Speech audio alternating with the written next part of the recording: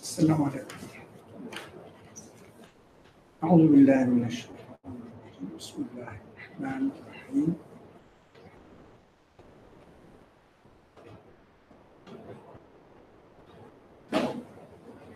اللهم إنا نستعينك ونستغفرك ونستهديك ونؤمن بك ونتوب إليك ونتوكل عليك ونثني عليك الخير ونشكرك ولا نكفر ونخدع ونترك من يكفر. اللهم إياك نعبد ولك نصلي ونسجد وإليك نسعى ونحن نرجو رحمتك ونخشى عذابك إن عذابك بالكفار. We are reading from the reasoning, arguments for messengership, part 24. We are at page 8, the bottom, an indication. Both his own time and the manifestations of his message throughout the succeeding centuries, the magnificent Islamic civilization with all its aspects have announced the prophethood of Muhammad, upon him be peace and blessings, in a single, harmonious, and truthful language. Both his own time and the manifestations of his message throughout the succeeding centuries, the magnificent Islamic civilization with all its aspects have announced the prophethood of Muhammad, upon him be peace and blessings, in a single, harmonious, and truthful language. In the following lines, we will try to present some aspects of this language. There are four basic ways that lead us to understand and affirm the mission or office of prophethood in general and the prophethood of a prophet in particular. There are four basic ways that lead us to understand and affirm the mission or office of prophethood, both in general and the prophethood of a prophet in particular. There is another fifth one, but since it is known and has been written about much, it will only be referred to in this book. The first way. In order to know the sublime character or personality of the prophet, upon him be peace and blessings, we should consider the following 4 points. The first point, as expressed in the famous Arabic adage, having eyes dark from birth, as if darkened with coal, is not the same as having eyes darkened with coal. Anything superficial or artificial cannot substitute for something genuine and original.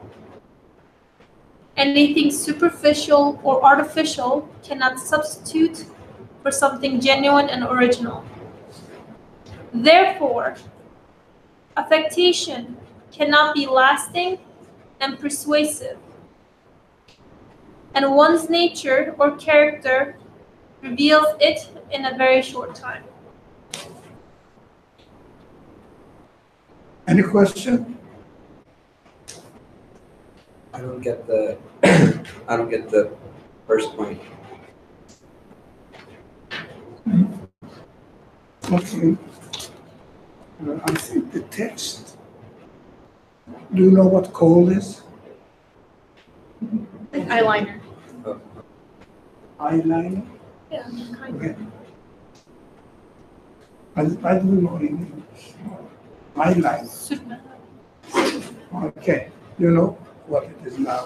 Okay. So read the first point yourself aloud so we can share together. First point on page 9. As expressed in the famous Arabic adage, having eyes dark from birth, as if darkened with coal, is not the same as having eyes darkened with coal. Okay. Anything superficial or artificial cannot substitute for something genuine and original. Therefore, affectation cannot be lasting and persuasive, and one's nature of character reveals it in a very short time.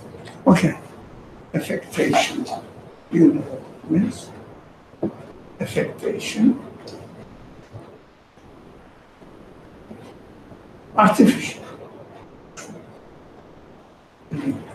Affected, it means made up. Artificial. So anything artificial cannot be lasting and persuasive. And one's nature or character reveals it in a very short time. You cannot keep it if it is not original. You cannot really pretend that you have this character for a long time. People will realize it. So what are we talking about? Somebody, please, just present the subject. What are we talking about?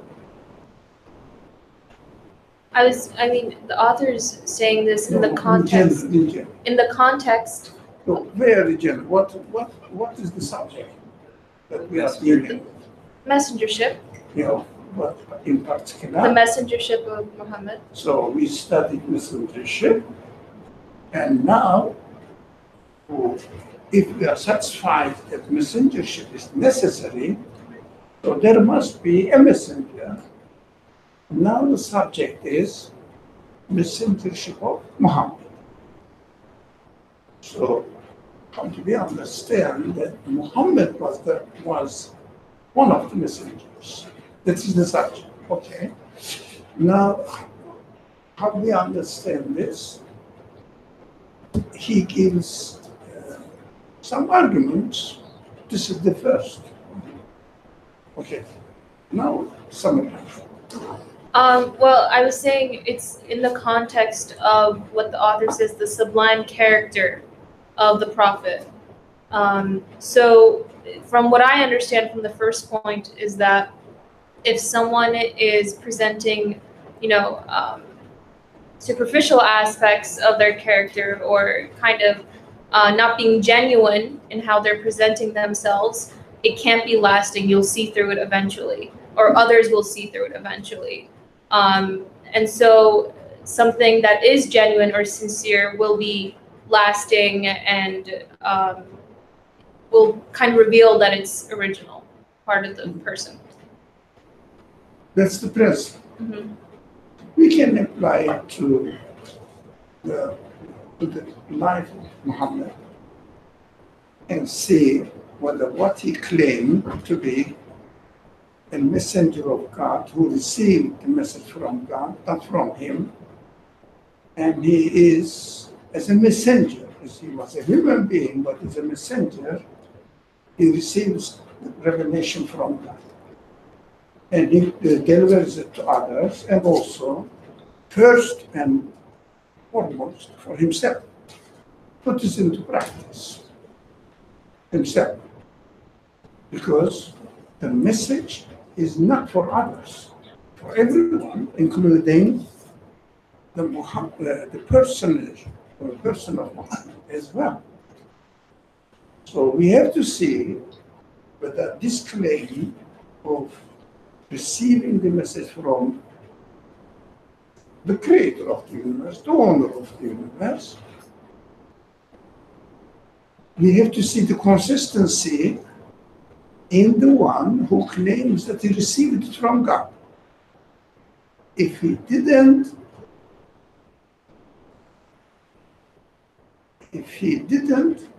we will see the false. Maybe in times of difficulties, reconciliations, or giving up the idea, etc. Of course, we discussed last week, and that's why I didn't want to go into it. What we are talking about, we are talking about a historical man and his claim in the history.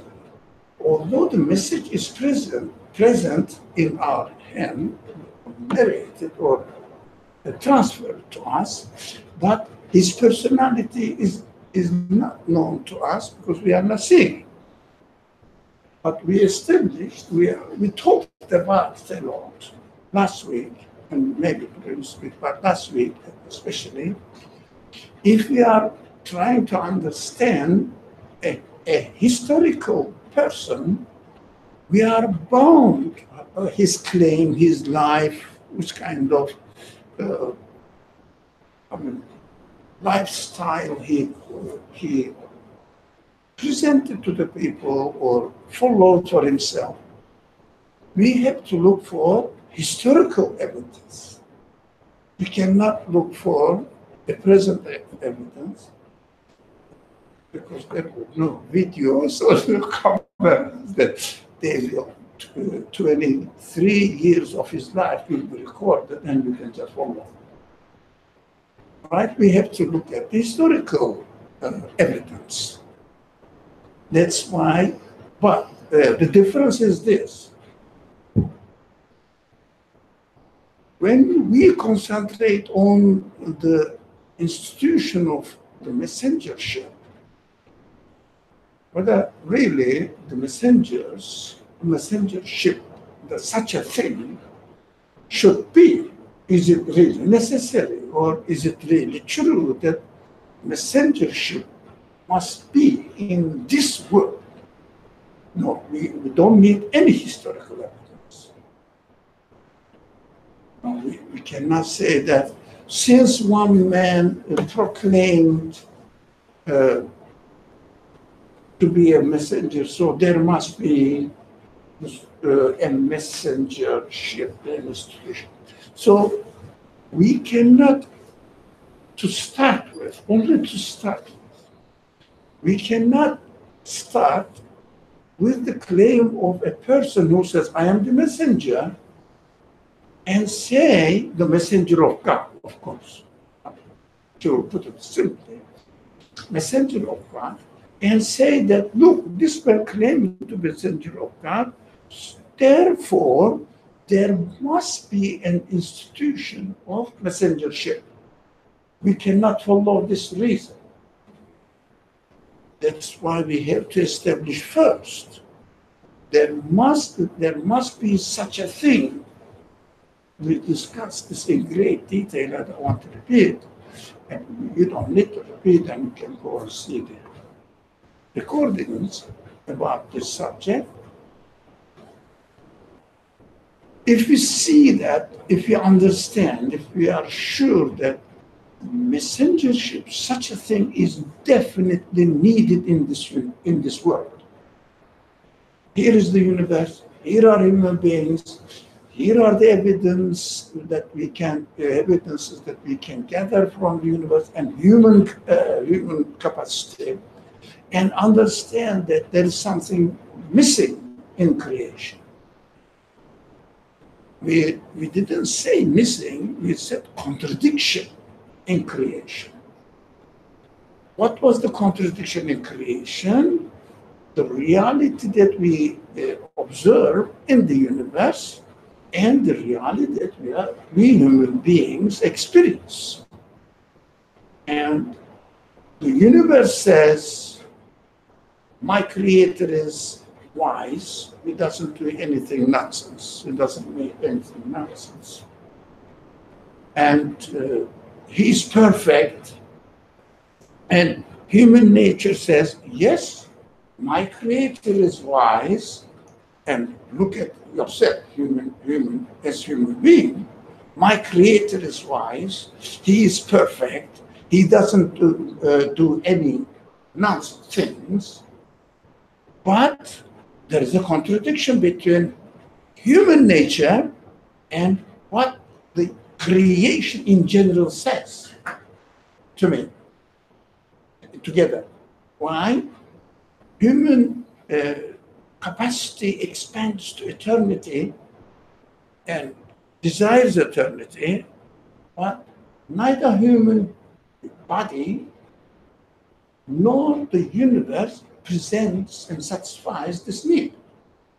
So in my creation and the creation of the universe, there is a contradiction. That's very important. I know I'm repeating, but establishing the base for our argument. So we say, if the creator is wise, this creator, let's call him he, must complete this or solve this contradiction and make the existence complete as far as I am concerned, human beings are concerned. Because my need will then be satisfied, and I will understand that, yes, there must be something else. For example, we say, the universe says, everything in the universe says, my maker is absolute, infinite. That's summary. He is infinitely powerful, infinitely wise, he has infinite knowledge, etc. Okay. That's what the universe says. And human beings say, I need my needs, my desires to be satisfied on a permanent base, infinite base. So he gives the news that, yes, I will do that. But how can I know that? For example, how can I, explain the meaning that I understand? Look, I am made by an infinite one, and I look at the universe, there is no infinite one. Everything is temporary, everything is transient. There's no infinite one. How can I know? So I say, I am made by I look at the universe, and the universe says, I am made by a wise one. Okay. He's wise. But the one who made his wise, but there is no wise one here. Yeah? So I need this puzzle to be solved. So through the messages we understand, through the messages sent by prophets, he says, yes, there is a creator. And this creator has given existence to this universe, and he himself is absolute. And this news solves the problem. It's a very summary of the previous discussions. Now, if we are satisfied about this, it is time now, okay, where are they? Where is the message? How can I get it? Of course, human mind says, there must be a message. I look at them, there is no message. But we know some figures, historical figures, very well known and known by millions of people, claim that they received the message from the Creator. One of which is, in our time, a person who's called Muhammad in a certain historical time, at a certain time, in a certain place.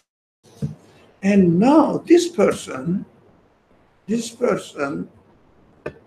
must prove to be honest in his claim in two ways. One, his message should not have any contradiction to human mind. Two, he should not contradict what he claims to be Two things. Now, the first point says, okay, let's start discussing this. Artificial things cannot be as genuine. When we can see artificial, if someone, for example, says, excuse me, it's not a very pleasant example. Says, for example, I want to get married with you, okay, and said, well, you look like a religious man, so yeah, well, I would like to be a religious person as well, just to get married. But after marriage, 6 months later, everything is. Oh, wow, I did it.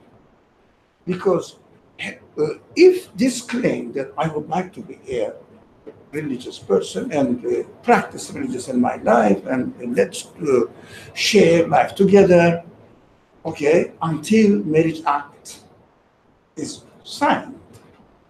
After that, he or she, both of them, not necessarily women, but maybe men as well,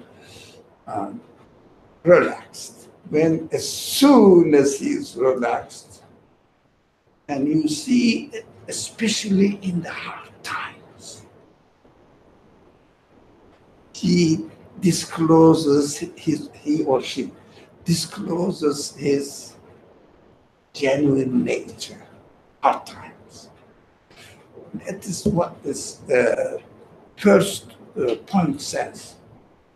We will see if there is any such contradiction between what Muhammad claimed to be and what life he has performed in his life as we receive history. That makes sense to me. Now, but it may not make sense to you. Please, I think you wanted to say something. Did you? What is the difference between the message that we receive through observation of all the creation and then the message we're talking about here that is brought to us by someone who claims to be a messenger? It's a very good question. Actually, in fact, to my understanding, someone may not agree, because I know some people has written a lot of things about it and they don't agree with what I'm going to say. But I'm not convinced with their claim. Actually, in reality, there is no difference. What we see from the creation, what we get from the creation, that the creation says, my maker has no limit in his power. We can see it's continuously renewing and no obstacle, and billions of examples are happening at the same time. It must be an eternal one. But this is what the universe says. What human mind, human reason, human tools search for this eternal one. Where can they search for the eternal one? Where? In the universe. Right? Can you find the absolute being in the universe? Can you find the source of absolute infinite power, knowledge, wisdom, what are all those qualities that we extract from the creation? I can't. But we should clear our mind off from our previous hearings that there is God. And we hear from the messages of the prophets that there will be there is God who has absolute qualities, etc. There will be an eternal existence. Therefore, there will be an eternal life. That is, our mind is somehow conditioned that, yeah, we know. No, you don't. if any prophet had not brought this message, we would just be puzzled.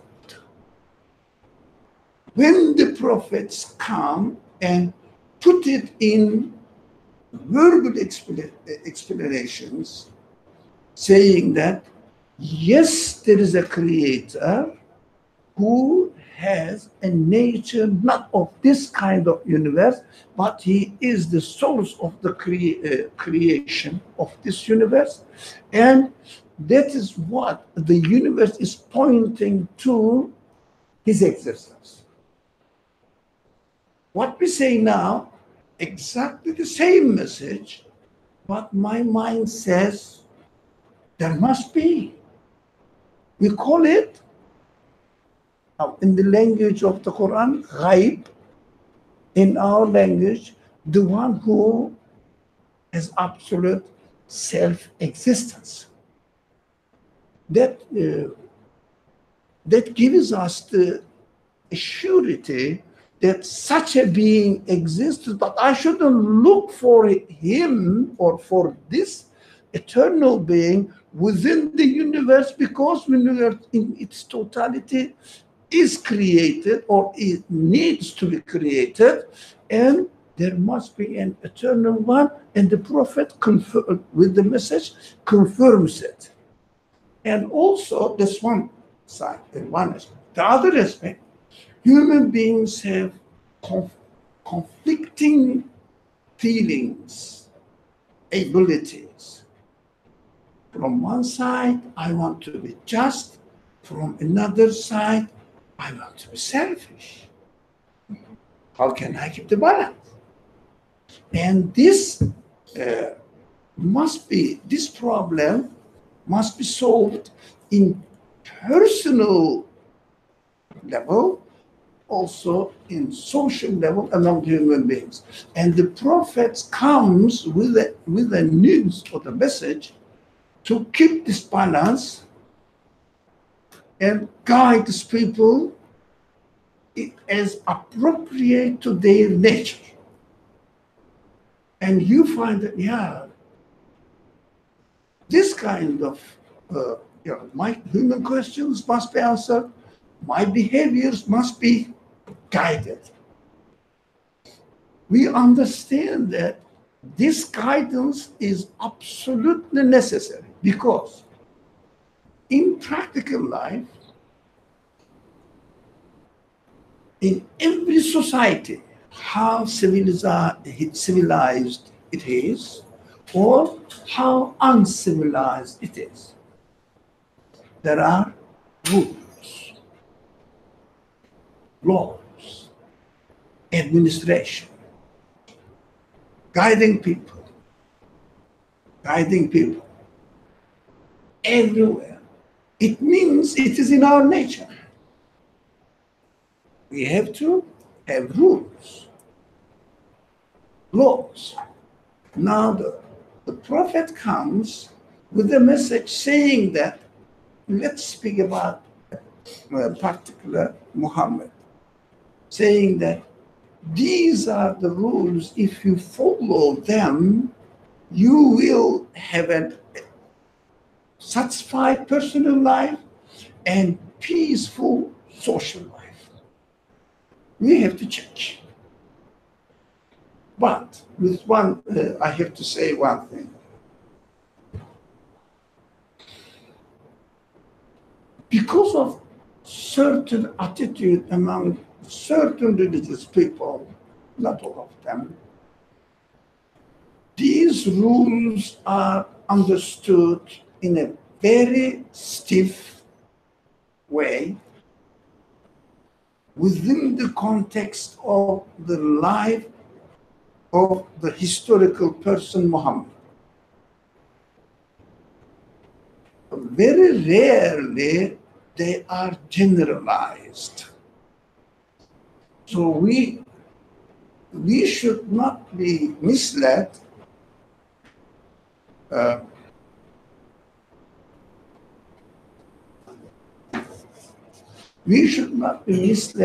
with the presentation of religion or the message of Muhammad by certain people who present Muhammad's message or the message we receive through Muhammad within a historical and geographical context. It must be universal.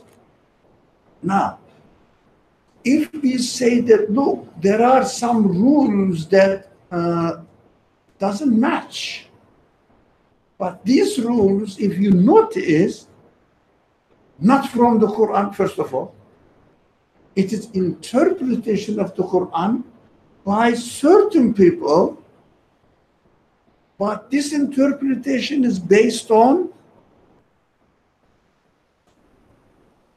preconceived idea that I have to interpret the message of the Quran only within the context of historical and geographical time of Muhammad, which we simply call it historical interpretation of the Quran. They restricted it, if you like, freeze it, froze it, so we can see what does it mean really.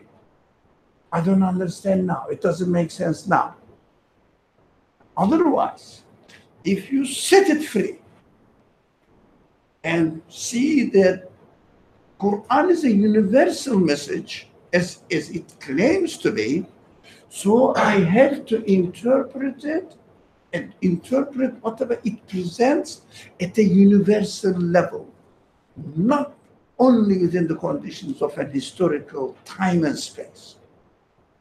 Then you will understand that really Quranic message satisfies human needs. What did I say so far?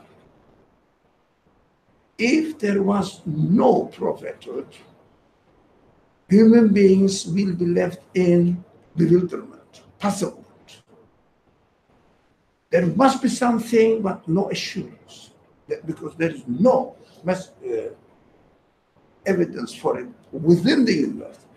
We need a message, lets me know that, you should not look for the source of existence of all these perfect qualities in the universe. Within the universe, now there must be something who is the source of existence of the universe. And human feelings also have contradictions. Yeah, everywhere. You want to be honest, but at the same time, you cheated. I do. So, how can I keep the balance? I need guidance, but with the authority that this guidance is from your creator, respect it. Otherwise, if it is from somebody else, like me, I wouldn't respect it. That is what we had covered actually throughout our discussions here. Did you get it? There is no fundamental, essential difference, but confirmation of the message I receive from the universe in verbal form, and also clarification. We know that, everybody knows that, it's a good example. I have to be always just. I should never cheat. I should never do something wrong. I know that when I do something wrong, I feel uncomfortable. But if there is no authority, why should I not cheat? That's why people establish laws, restrictions. But can these laws be universal? That's a question.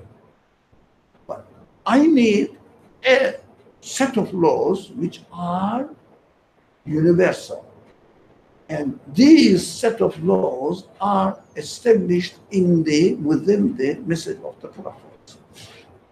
Essentially nothing different, but there is a difference. Anyone else so far? So, as far as the first point is concerned, the emphasis of this point is that it's trying to distinguish originality from something which is artificial. How I try to understand that is that it basically has two main aspects. The first is in its essence, so something which is original is just original. It's how it's been, I guess, how it exists. Versus something which is artificial is basically how it's perceived, not necessarily how it is. Which begs the question that to an observable eye, so if I'm observing something, the difference between someone who has a dark eye versus someone who has put an eyeliner, to me, I cannot distinguish that just by observing. But I think that that question gets answered when the author says, one's nature of character reveals it in a very short time. So my question was, time over here is what exactly? Is it the testing of the originality of the thing itself? At least long enough to test. What was that? Long enough, the time must be long enough to test. Right. Whatever the person claims to be. For example, he says, I received this message from the creator of the universe. It is coming from his absolute knowledge. And absolute knowledge should not change his mind. Yeah? So he comes up with a sentence or two and says, this is what I received, this knowledge from an absolute source of knowledge. Does it change it? But you may hear there's some obligations, etc. Excuse me, we have to be very careful about this kind of narrations. They are contradictory. Most of the scholars rejected it, this idea of obligation. God's mind never changes. God's guidance never changes. And also, God's guidance cannot be within a restricted time and space. So that the conditions change now. Forget about the previous one. I'm presenting to you another one. But even the previous one is cancelled and is stupid. It's contradictory. All the serious scholars say it doesn't make sense. So obligation must be understood in terms of previous revelations to certain group of people, and now the revelation in the teachings, in the message that Muhammad brought to us is eternal. Now, obligation, the previous ones were local, previous ones were historically to a certain group of people, but this is universal. In the universal message, within the universal message, you cannot claim that God changed his mind or said something according to the conditions of that life span, 10 days, 10 years or so. After that, the conditions changed. No, forget about the previous one. I am presenting to you. This message, by definition, if it was true, it cannot be universal message. Do you understand this? So it is obvious, but some people, I know the reason, you may know the reason as well, because they are stuck with hadith narrations and confine everything to certain hadith narrations, and they don't make the difference between, these are all repetitions, we have discussed all these. They don't make the distinction between the message that the Prophet, let's be free now in our language. The message that Muhammad brought is universal, but He's practicing the message as the addressee of the message is particular to his life and to his historical conditions. We have to understand this. Unfortunately, some people say, confuse an important point. The presentation of the message, the messenger of the message, okay? He's presenting the message within his life is universal as well. But in which sense? Not like the message itself. How? Look, that it is understandable. If the conditions are like mine, I behaved or reacted to the conditions in this way. Now, take this as an distinguishing element. No, you have to do it taking this example of mine according to your conditions.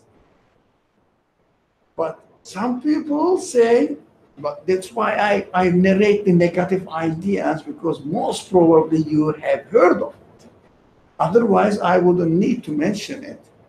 But some people say, no, his particular practice is universal, not exemplary practice is universal. That's the difference.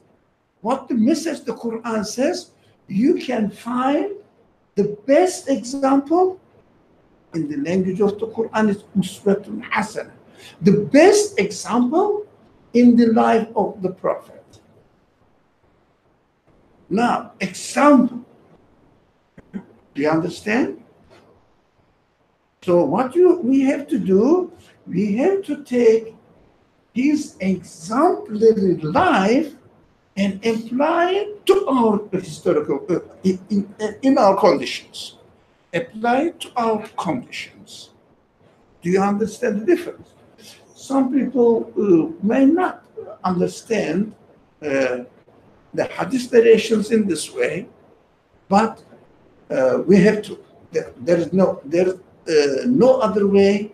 Otherwise, we will contradict the claim of the Quran to be the message revealed by a one who is the creator of the universe beyond time and space. That we found ourselves in contradiction. We will find ourselves in contradiction if we don't take notice of this. So we will reduce the Quran to within to a non-universal, to a certain historical context. The contradiction comes from certain scholars who did not have, let's say, I don't know, considerations of this kind, because we see that most of the people, not most of the people, some people talk about the religion taking for granted the belief basis, speaking to Muslims and saying that, we are Muslims, we believe in God, we believe in Muhammad as the messenger of God. Whatever he did was the best, yes, was the best in his time, according to his condition, not conditions. So we have to follow his path, and there is a slip there, so we have to do exactly what he did. But life conditions changed, right? So instead of taking his life as an example and applying to us, imitating his life and presentation and explanation. But it contradicts, because if you really study the hadith narrations, Prophet's life is so flexible. his answers to people's questions are all different according to the capacity of the man. It means I have to take it as I have to speak to the people according to the capacity of the person I'm speaking to, right? That's why I keep saying at the end of this class, look, what we are studying here between us, all right? Don't tell exactly what you heard here to your community members who have not gone through this kind of education. They wouldn't understand. And most of them are common people, and the common people cannot really reason. They look for imitation, a way of imitation. So when you start saying that, no, you have to reason, you have to, come on, religion is to be followed. It's so simple. Why do you make it difficult? So don't tell anyone, but educate yourself. Because we are here, a small group of people, and I know you are all educated and intelligent people. That's why you come here, otherwise you wouldn't come. You may come once and now again. That is not you, but some people, because they cannot stand. What is that? It goes against, first, their previous understanding. Second, they are not ready to question themselves whether I am right or wrong. So those people don't benefit from this discussion. This is valid only in these conditions. The Prophet always treated people according to their capacity. Why? Because his practice demonstrates us that you have to speak according to the capacity of the person or people you are addressing to. Right? That is the difference between, we discussed this long ago, hadith narrations, which are written and it is recorded and fixed, and sunnah. Now, hadith is written, fixed text. Sunnah is by reading the written text, fixed text, getting principles and applying the principles practiced by the Prophet according to your life conditions. You understand? Sunnah is different from hadith. Hadith is the material. Sunnah is taking this material as an example and putting into practice into your own life conditions. Get it? Now, Quran also presents this to us. For example, if you follow the revelation, sequence of revelation of the Quran, you understand that Quran starts with certain topics, themes, and develops into different themes. But we understand that the foundations, without establishing the foundations, you can really ask people to practice something. First, convince them, and then ask them to put into practice. Now, that is the Quranic way. But there are many other, of course, very important aspects of the Quran. We always said that never changed. It never changed. Not only the sentences never changed. Location of the sentences never changed. It means this sentence will be after this sentence, okay? And we see what? Although the location, we call them in Arabic surah, but they translate it as chapter. The simple may not be correct, doesn't matter really. Chapter of the Quran, it must be here, but it's not complete. it was complete after, it became complete after 23 years. And you cannot keep it. Consistency. For example, the first revelation says, I am a book. That's a simple example. Come on, not a book. You are scattered sentences here and there. There is no such book. That is a no, I'm a book. 23 years later, it turns out to be a complete book, consistent within itself. You cannot read it out. No, it is clearly what it means. The source knows what is going to happen because, as the source says, I am the word of God. We should never say, what is this is the word of God. No, we have to clarify it, what we mean by the word of God. Word of God means the one who created the universe is speaking, and the universe says his knowledge is absolute, limitless. So, he is the word of the absolute knowledge.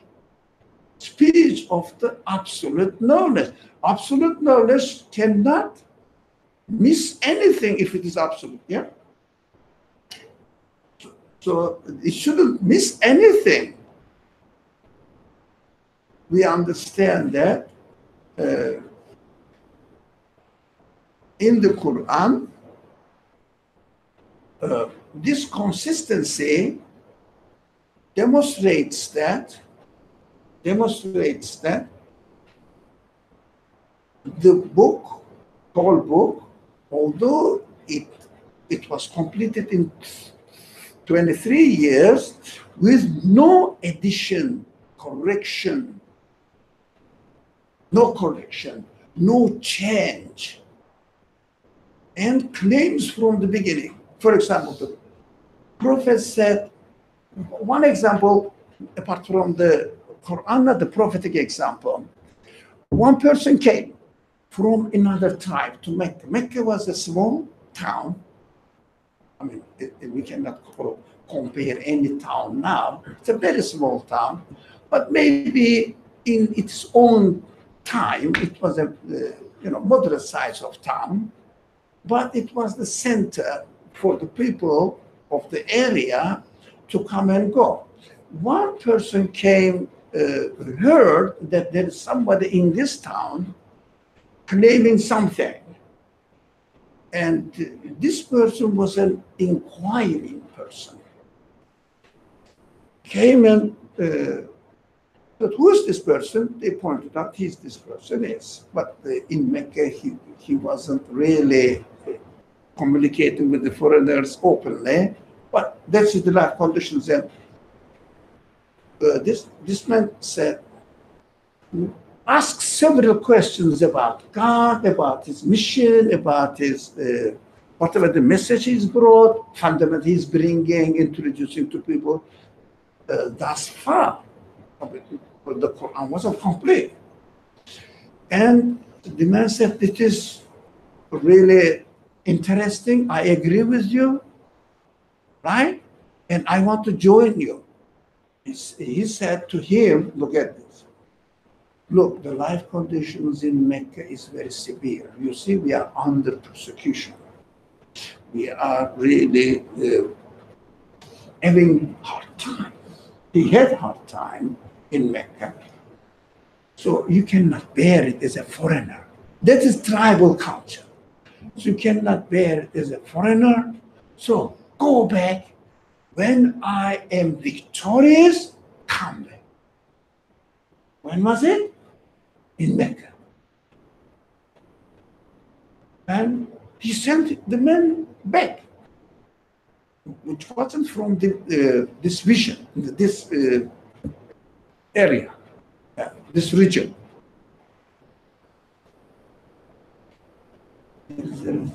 It's right here. Okay. Is there any chair there? Yeah, okay. Take chair.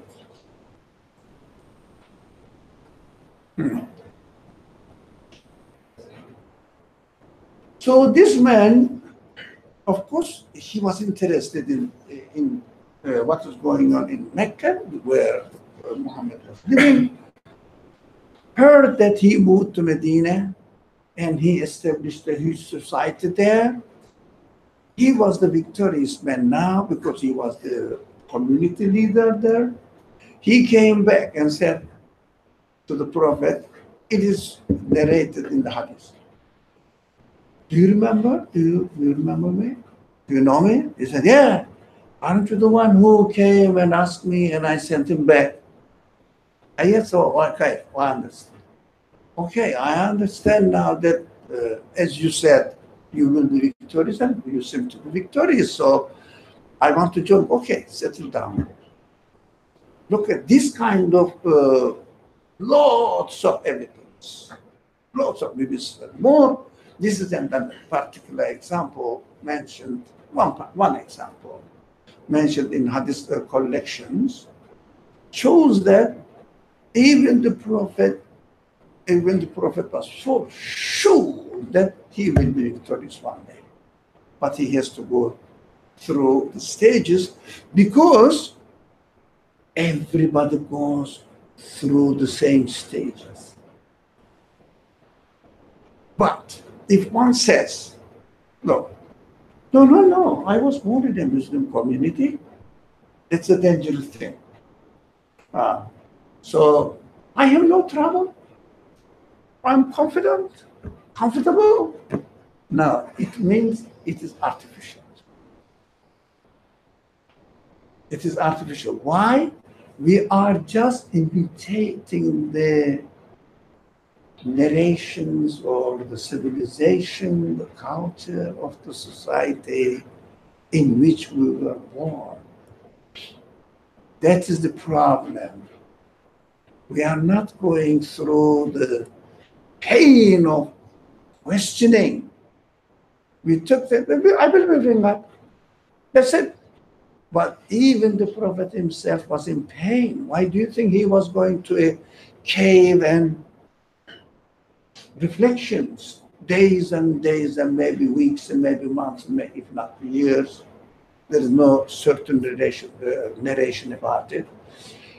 Certain period of time, reflections, what is going on, what is the problem, getting out of the society, thinking about what the reality is in his existence, in the existence of the things around him. And then he received the answer.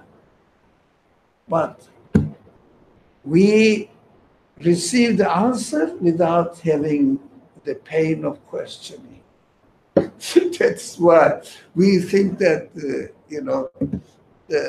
the prophets had gone through difficulties, but I am not going through difficulties.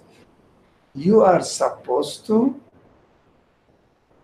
You don't have to be tortured by the society, but we are under very heavy influence of this outside culture. How can I resist? And we have tried to resist the outside civilization. There's something from here. Have you? Did you have this struggle? No, we just took it for granted, everything. Yeah? Alhamdulillah, I'm Muslim, I believe in God, I practice my prayer and fasting, and I'm done.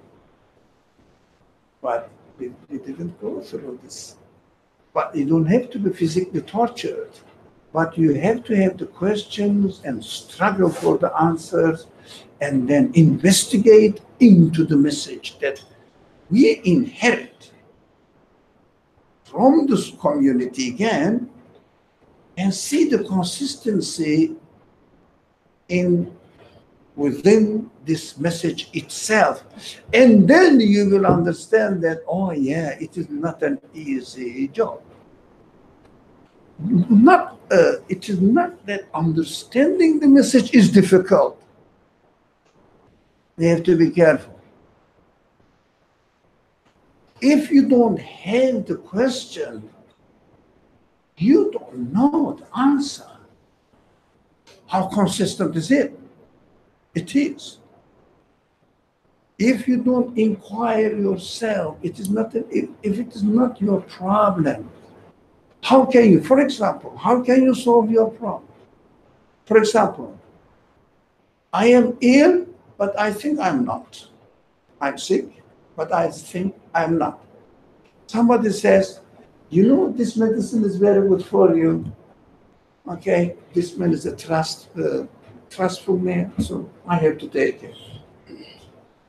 But I don't have my illness uh, acknowledgement of my problem, and then I don't see how it is curing. You understand? How it is curing, I don't see it.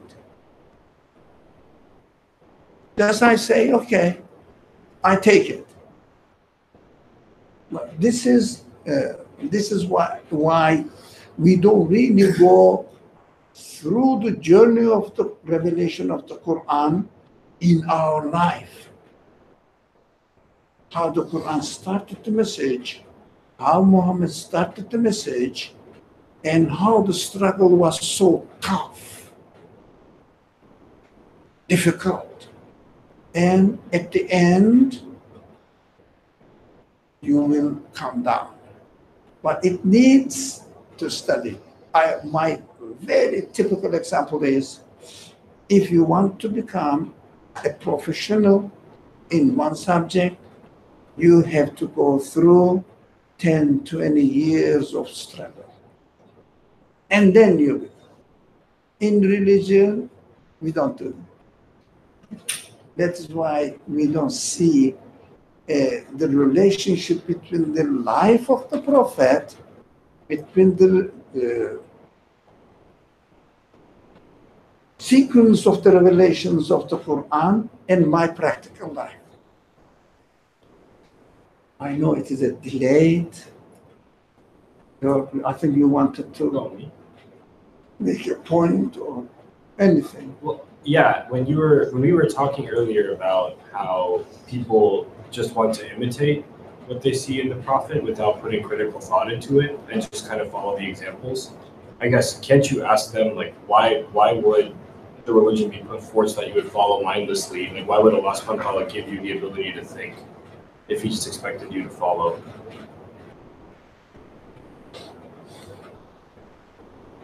I want to be clear about the question.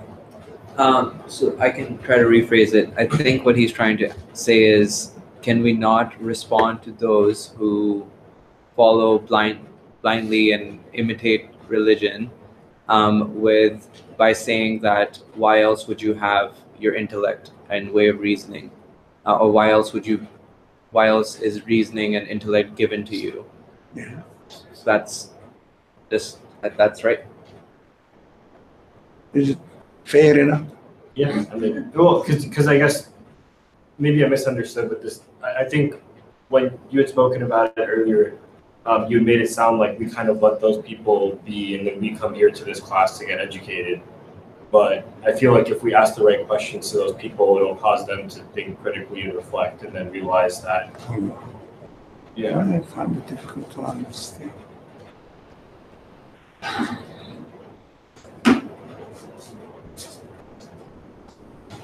I don't want to give a guess. I don't want to be a guesswork. Sure. Now, are you saying that, correct me, because he is my interpreter. Sure. And he was right in his first interpretation. Now, yeah. Are you saying that those people who imitate, and there are some people who question? Yeah. And the question is, why, what? No, I guess the argument that the brother is proposing is that instead of just letting those individuals be, and by those individuals, he's referring to those who blindly follow religion, instead of just letting them be, is it not better for us to make them aware of questioning it? That's the basic argument. Oh, yeah. That was that was an example saying that we have to speak to people according to their capacity as the Prophet used to practice in his life.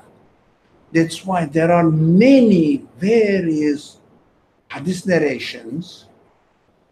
And if you read it, some people say, hadith books are full of contradictions. They are very superficial. We understand that the Prophet changed and adjusted his attitude, his answers to the capacity of the people. So that was an example saying that, look, you cannot exactly present what we are talking here to an ordinary community member who comes to the mosque once a week on Friday. I cannot give a sermon, khutbah, by talking about this. Or they will say either I am an unbeliever or, I don't know, hypocrite, or I don't have a good faith, and I keep questioning. Instead of giving a religious advice, this man is giving us a philosophical advice. We are not studying philosophy. I didn't come here to hear philosophy. So change your language, change your examples, speak according to the level of the class. You are a teacher, according to the level of the students in the class. As a teacher, if you want to teach, no one says you shouldn't teach.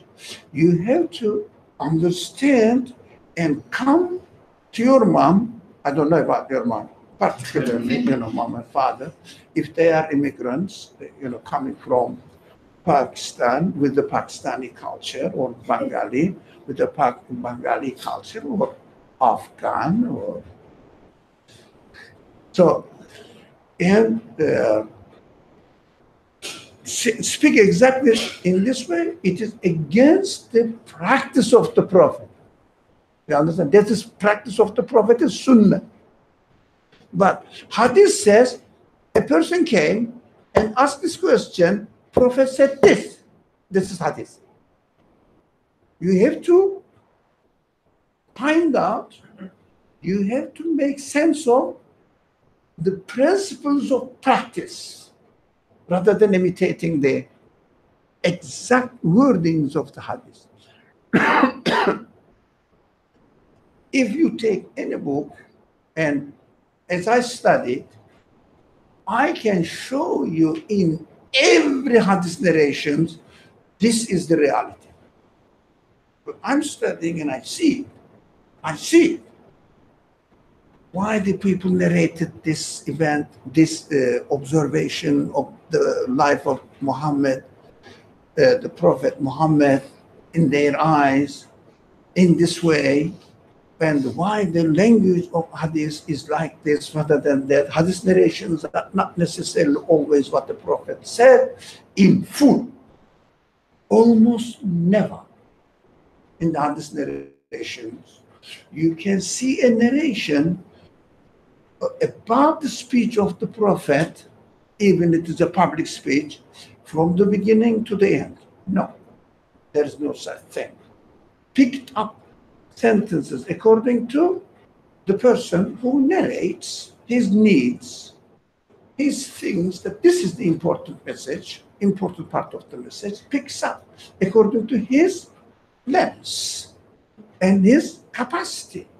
We have to find out. You can see it, but you need to study. One has to study. That was an example that we have to make the distinction between hadith and prophetic tradition, which is called sunnah. If someone doesn't realize this, cannot understand and they cannot get out of imitation. Speak to your mom according to your mom. Never repeat what you heard here.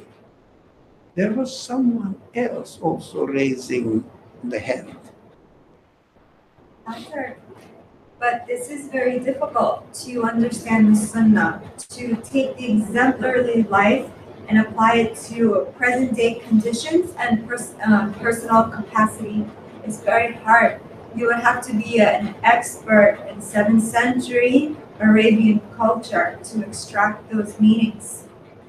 In other words, I understand the ideas, but to actually really read narrations and benefit them, you will have to be, it's very difficult. Yeah. It's not for a lay person. No. We attend your class, but we are lay people, we're not scholars. Yes, So none of this us, is very- including me. This is very hard. Including me, yeah. To really benefit from the sunnah is very hard. That's why I don't usually pass any fiqh group to any question. I say, look, this is every matter in concerning fiqh. It means practical side of Islam is inherited from the life of Muhammad, Prophet Muhammad. In this case, we can use the Prophet, Messenger of God, Muhammad, because we are talking a person who needs to be followed. Yeah. In the life of the Prophet, there is no one subject that there is no dispute, disagreement. Why? It is beautiful. It doesn't mean that we should lose our faith in narration. No. It's an interpretation, person's interpretation, people's interpretation. And this interpretation is limited with the capacity of the person who makes the interpretation. And also, everybody looks at the matter from different perspective. So, if, as you said, rightly, if someone is not really expert on the subject, we should never talk about the practical side. But what we can do, according to the capacity of the person, we can only discuss with this person according to his capacity of reasoning at a theoretical level. Yes? What the Quran does usually is this. It says, believe in God and do good action. They say, usually in English translations, good deeds. What is believe in God? Huh? What is good deeds? You see? Why? It is left undefined so that you can apply it to your life conditions, as with the intention that I must be consistent with my life. That's why this is a good action for me. But this is a practical side. When it comes to theory, which is belief, detailed reasonings are presented under the witnessing of the act of the Creator. So the act of the Creator is in front of your eyes. So you can reason as much as you can.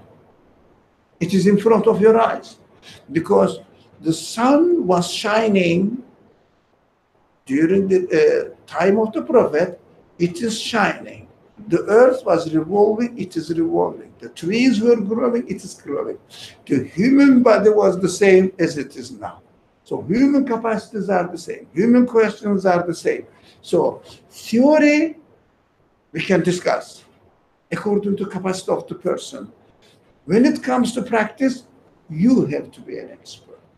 But still, being an expert does not make sure that what your interpretation is absolute. Do you understand?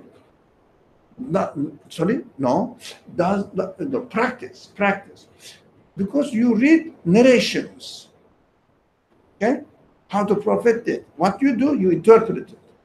And this interpretation is adapted to your life conditions according to your capacity of understanding, according to what is important for you.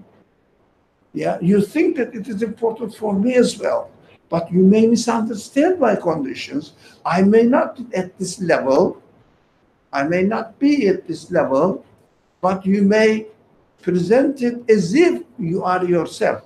So if someone comes and asks you, which because of my age, and my students are, all of them are younger than you, college students, they keep asking me, some of them are still college students, don't misunderstand. So they say, I want to get married. I say, yeah, that's your time, it's all right. It's your age, get ready for it. What would you advise me to look for in my, well, how do you say, prospective spouse? Okay. I don't know. My advice? Are you looking for my advice? Yeah. I can give my advice if I was getting married. Yeah, because it is valid for me, not for you. Your capacity, your understanding, your criteria are completely different from your expectations, which level you are. So what I say, nothing. I say, I cannot give you an advice because my life conditions are completely different. So you have to look at the family life of your equals and then see, try to understand what is working, what is not working, according to your capacity, your conditions, life conditions. You will decide, I think I can do with such a person in my family life. So you cannot make practical advice really realistically, and it is very difficult, and most of the time it is not really correct. So is it acceptable that I can read a hadith narration and try to interpret it in my life conditions and to my personal capacity? It's okay? For yourself? For myself. About which subject? Belief matters, practical matters. Either. Which one? Either one. No, not either one. So they are not equal. Now, if it is belief matters, you cannot go beyond your capacity of understanding anyways. Right? So you have to develop your understanding, questioning, answer, questioning, receiving answer, questioning, receiving answer, how satisfactory it is for you. You have to grow. When it comes to practical side, first, your life conditions change and you don't have any source, expertise in the sources. So what you have to do, follow what you know as much as you know. Your heart feels comfortable within your own life conditions. Don't say that what I am doing is my conclusion. Say, really, I'm just, if you like the word here, we can use imitating. What are your practice? Imitating, but my main concern is, how can I get out of this imitation and make it more conscious choice? There is only one way. Develop your understanding of your belief. Who you are, what you are, what your capacities are, be aware of it, and what is your relationship with the one who created you, who he is. Because it is a never-ending development if you keep questioning. It changes as you are, if you like the word enlightened, you become more and more aware of the practical side of Islam and be satisfied with it or not satisfied with it. Changes accordingly. Right? One very simple example that a great man says, very important for me it's very important, man, says, the common people's best actions, they say, oh, I'm perfect. I never miss any prayer, for example. Right? Are the worst action of the people who have knowledge. I say, what does it mean? I say this.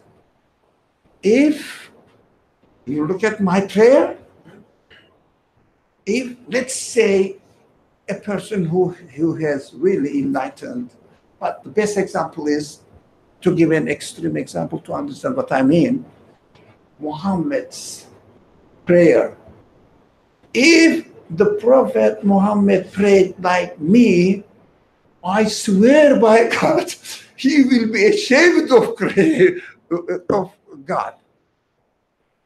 I was in front of you, communicating with you, having a conversation with you, presenting my case to you, but in my level, he will say it is a shameful status. But it is the best action for him. It is the worst action for him. What does it signify?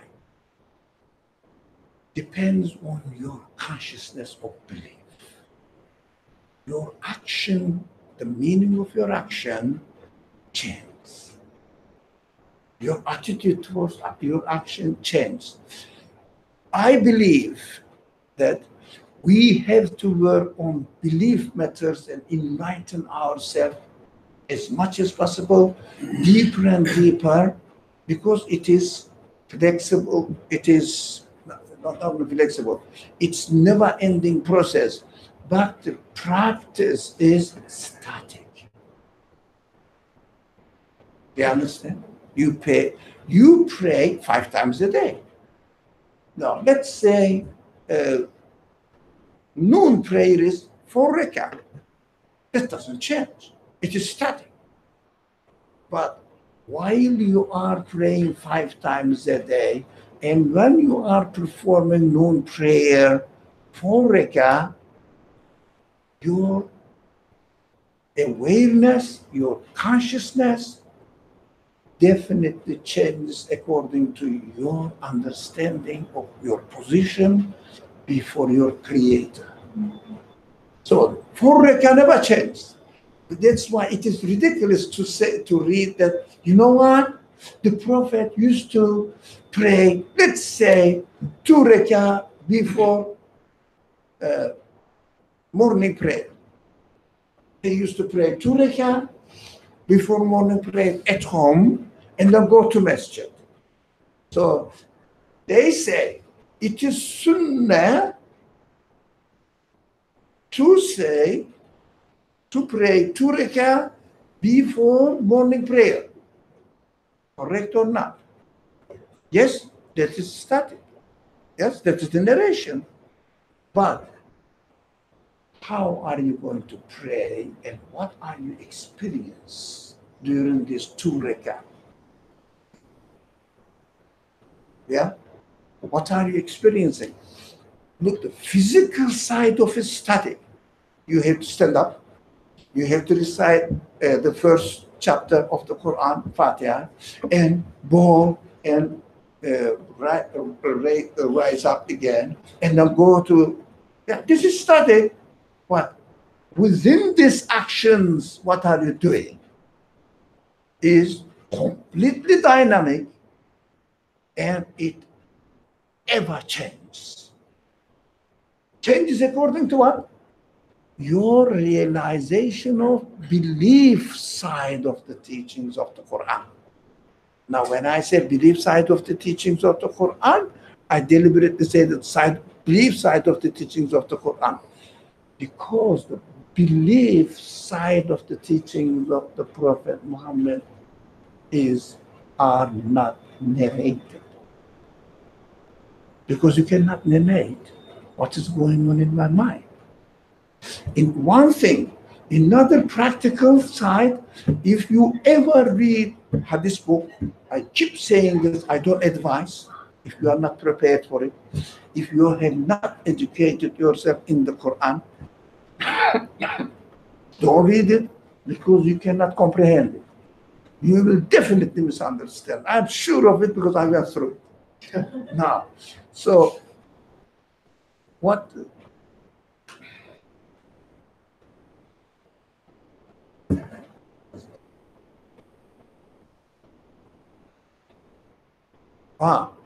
If you ever read any hadith narration, you will notice that 90, you think it will be an exaggeration, 99% of the hadith narrations are from the life of the Prophet in Medina.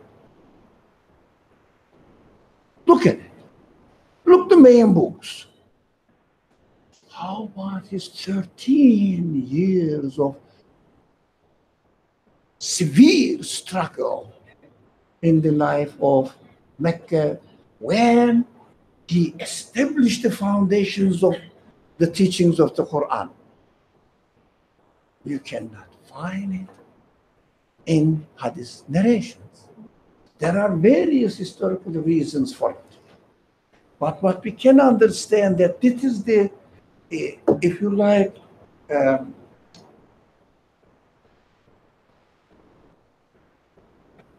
what is the word? Not heritage, but we received, inherit, we inherit from the Prophet. So the hadith narrations are fixed, Quran is fixed. Now we can talk. They are all complete. All right. Reality reveals to me that, look, you cannot learn belief system of the teachings of Islam, in general Islam, in hadith collections. Belief foundations. You have to go back to the Quran. Do you understand? You have to say. That's why some people go to extreme saying that we have to reject all hadith. Quran is enough for me. These are simple, ignorant people's speech to me. But we understand that it is partially true. If you want to educate yourself in belief teachings of God's religion, Islam, you have to go through the Quran. If you want to put into practice in ritualistic actions and prayers, etc., you have to go to Medina, because his Medina life was about this, and it is well recorded. But of course, the variations, because the Prophet's attitude changed. That's according to the life conditions. Because you cannot make a rule for Sunnah, the practice of Prophet, but you read one example. Try to make it, but this is static. Now, that is why if you want to educate yourself in belief matters of Allah's religion, God's religion, you have nothing to do with hadith books. You cannot go there. You have to go to the Quran. In this sense, those people said, we don't want hadith, Quran is enough for me. Only in this sense is correct. But unfortunately, what I see in the world, my personal observation, those people who say Quran is enough for me or for us, we don't need hadith, they never think of the matter for belief system. They still talk about actions. That is the contradiction. So I say these people are ignorant. That's my personal conviction. This is an ignorant statement, or a statement of an ignorant man. So depending on what aspect of God's religion you are looking for, you have to change your attitude towards hadith collections or the Quran itself, depending on your need. So if you say if you are not really expert, you cannot come up with a conclusion by studying that book. You have to work on it. It is huge subject. It is very complicated. You have to study. It must be your profession. Otherwise, the easy way is work on belief, because it is dynamic. You can make progress. For example, having a knowledge, consciousness of God, no limit. You cannot say it is static at all. It is impossible. It is dynamic. Every event is an evidence for you. You have to work on it and come up with a conclusion, and your understanding capacity increases. That is belief. That is belief matters, right? I've got to signal the time is really getting late. So, sorry, there were many repetitions for those people who continues to come, but I believe that we didn't waste our time. It is different perspective, and to make sure what we are doing. Yeah, to make sure. Okay, I think we have to stop immediately.